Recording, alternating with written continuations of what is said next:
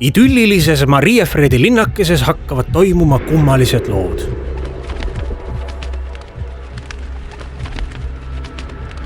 Kurjad jõud tahavad pääseda ligi salajasse võluraamatukogusse peidetud teadmistele.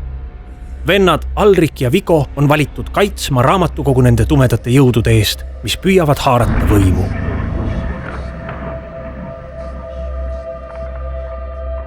Poistel läheb tarvis nii kavalust kui ka rammu, et võidelda kõigi üleloomulike olevustega, kes on linnakeses ellu ärganud. Aeg tiksub ja pimedus tungib peale. Nüüd see algab. Põnevus, maagia, võitlus elu ja surma peale.